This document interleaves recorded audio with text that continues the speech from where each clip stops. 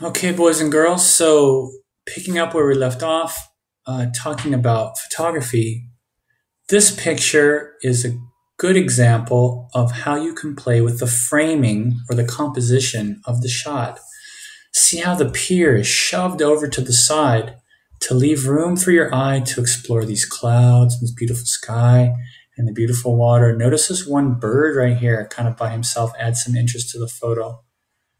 But see how all the dramatic light and shadow is on the beach right here too? I just thought it was interesting to push all of that to the side, and then I think it gives it an interesting feeling. Now, one thing I'm going to want you to do in this unit also is to create a photograph that is unusual or has a special feeling. And you can do that sometimes with a super close-up so that you can't tell what you're taking a picture of, as in this example. This is an extreme close-up of a cactus leaf. And I just like the colors that are in it and the vertical lines. That's really all I wanted to show in my photograph. Or this one, another picture of dew on the grass.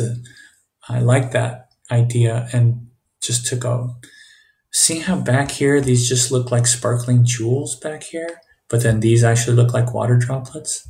So something just to play with. Again, the photography is just an expression of yourself through the camera. So you can make the camera take a picture of anything you want it to take a picture of. Here is something I'm going to have you do also, which is play around with extreme processing. When we put our photographs into the software, after we take them, then I'm going to want you to produce something like this, where you turn the dials all the way up or down and play around with extreme effects. And here's a picture that you won't be able to take in this unit with these cameras because this is a time delay, which means, actually it's a long exposure. So the shutter of my camera was open for maybe a full second as this lighted carriage passed by. And so the camera caught those streaks of light. They look like streaks of light to the camera because the shutter was open for so long. And if there's a way I can figure out to get you guys to take a shot like that, we'll try it. Okay, so another thing I'm going to have you do is I'm going to have you look for lines, shapes, and patterns when we go to take photographs, and textures also.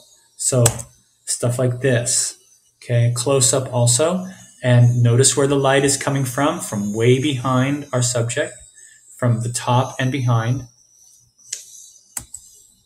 Here's a close-up of a cactus right in the center, where the leaves are coming out in all directions from the center.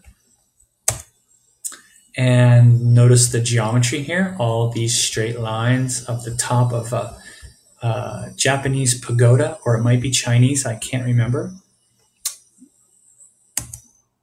This is the J. Paul Getty Museum in Los Angeles, so just strange angle. Looking again just for shapes and cool angles and patterns. That's the whole point of this picture, it's just geometry. Okay, another one from the Getty Museum, but I like this one a lot because you get the very straight lines of these metal separators of the glass on the building, but then look back here at the reflection. It's all twisted and contorted.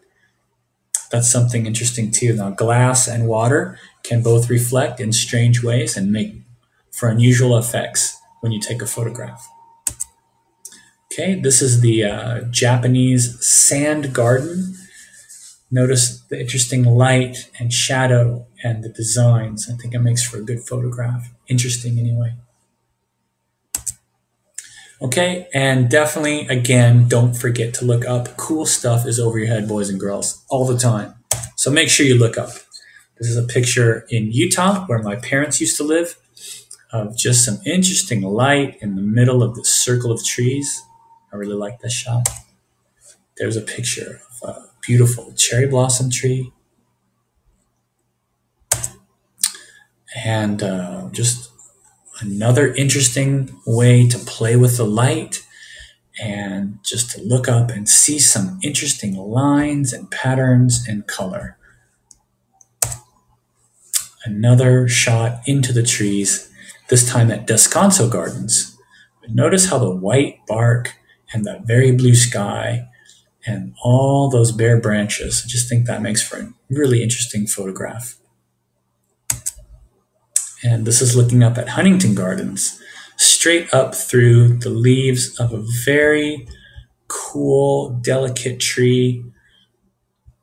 I like the soft effect, how the leaves look blurred over here and are only sharp and crisp, like right in the center and a little bit over here. And that's it, boys and girls. So we're about to go have some serious fun trying to take pictures, not necessarily like these, but I want you to find a way to express yourself through your camera and have some fun. And just can't wait to see what you can come up with. I really can't wait.